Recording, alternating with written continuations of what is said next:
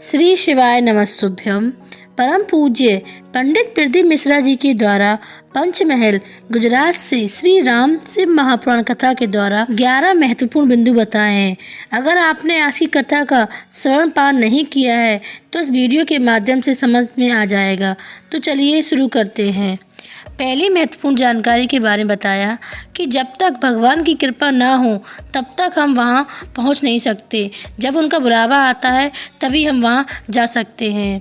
दूसरी महत्वपूर्ण जानकारी के बारे में बताया कि जिसके पास 3 चीज़ें हैं, सही हैं, तो निश्चित ही पूरी सृष्टि आपकी ही है और आप सृष्टि के हो।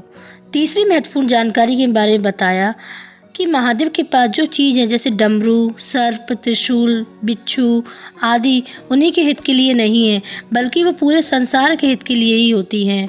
चौथी महत्वपूर्ण जानकारी के बारे में बताया कि आशीर्वाद 2 तरह के होते हैं, आयुष्मान भव और चिरंजीवी। आयुष्मान भव आशीर्वाद वह होता है जो जीवन में चल रहा है वैसा ही रहे, बस उम्र बढ़ रही है। और चिरंजीवी से मतलब होता है जैसे आज तुम सुंदर हो, ताकतवर हो, बलवान हो, तब मरते दम तक ऐसे ही रहें। 5वीं महत्वपूर्ण जानकारी के बारे में बताते हैं कि आप देवाधिदेव महादेव पर एक दाना चावल का चढ़ाओ नहीं चढ़ाओ, न बेलपत्र, न पुष्प चढ़ाओ या न चढ़ाओ, पर महादेव के सामने जाकर घर के पास ही शिवालय हो तब वहाँ जाकर बैठ जाओ, क्योंकि शिव के सामने बैठने से ही दुख कट जाएंगे। कि जब भी आपको लगे कि जीवन में कुछ रह ही नहीं गया है और परेशान हो तब भगवान शिव के सम्मुख में जाकर बैठ जाओ। 6वीं महत्वपूर्ण जानकारी के बारे में बताते हैं कि एक पत्र ज्योति का जो सूरज से आई थी, तब उस पत्र में लिखा है कि वे बड़ोदरा के दूसरे दिन की कथा सुन रही थी। तभी फ़ोन आया कि उनकी बहन वेंटिलेटर पर है और डॉक्टर ने बोला 10% शरीर काम कर रहा है। तब हम कथा से निकले और रास्ते भर श्री शिवाय नमस्तुभ्यम का जाप करते गए और शिवालय में जाकर 1 लोटा जल चढ़ाकर उनके होंठों पे लगाया और बाबा की ऐसी कृपा हुई कि वो स्वस्थ हो गई और आज हम ढोक लगाने कथा में आए हैं। 7वीं महत्वपूर्ण जानकारी के बारे में बताया कि शिवलिंग की सबसे पहली उत्पत्ति ब्रह्मा और विष्णु ने प्रकट की थी। जो शिवलिंग प्रकट की है वह मनुष्य या देवता के उद्धार के लिए नहीं है। ये शिवलिंग पशुओं के लिए, जलचर या थलचर सभी के उद्धार के लिए होती है। 8वीं महत्वपूर्ण जानकारी के बारे में बताते हैं कि एक महिला विमल वर्मा नोएडा से पत्र लेकर आई।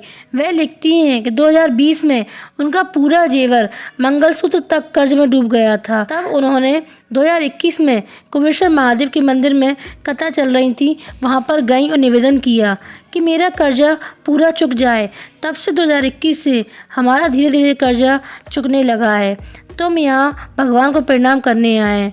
उनकी ये भी इच्छा है कि नोएडा में एक शिव महापुराण कथा वो करवाएं। 9वीं महत्वपूर्ण जानकारी के बारे में बताते हैं कि महादेव का एक नाम है यतिनाथ, जिसका अर्थ है मेहमान अतिथि।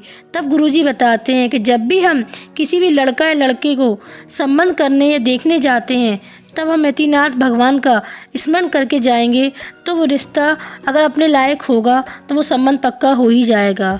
10वीं महत्वपूर्ण जानकारी के बारे में बताते हैं कि एक महिला मंजुला यादव पत्र लेकर आई थी। वो लिखती हैं, हमारा भाई खो गया था, हमने सभी जगह देखा, रिपोर्ट भी कराया, इंडिया इतनी बड़ी है कि हर जगह नहीं देख पाए। फिर हमने आखिरी में शिव महापुराण कथा सुनी और पशुपति व्रत शुरू किया कि पहला ही व्रत पूर्ण हुआ था, हमारा भाई हमें वापस मिल गया। भगवान को प्रणाम करने हम यहाँ कथा में आए हैं। 11वीं व अंतिम महत्वपूर्ण जानकारी के बारे में बताया कि संत हो, साधु हो, उपासक हो, इनकी परीक्षा बहुत होती है पर घबराना नहीं है। फिर गुरुजी ने कहा कि अभी वर्तमान में राम कथा के वक्ता पंडित धीरेन्द्र कृष्ण जी शास्त्री वो सनातन धर्म की ध्वजा को लेकर आगे बढ़े हैं। जो सनातन धर्म को लेकर आगे बढ़ते हैं उनके मार्ग में परेशानी, परीक्षाएं बहुत होती हैं। तब उनसे यही कहना चाहते हैं कि सनातनी कभी अकेला नहीं होता, उनके साथ राम, कृष्ण, शिव होते हैं। पंडित धीरेन्द्र कृष्ण शास्त्री जी अकेले नहीं हैं, हम सब उनके साथ हैं। तो फ्रेंड्स, इस वीडियो के माध्यम से आपको कथा का संपूर्ण सार समझ में आ ही गया होगा। तो ऐसी ही वीडियो देखने के लिए प्रदीप मिश्रा की कथाएं और उपाय से संबंधित जानकारी के लिए महाकाल क्रिया सब्सक्राइब करें, वीडियो को लाइक एंड शेयर करें और कमेंट करके बताएं। श्री शिवाय नमस्तुभ्यम।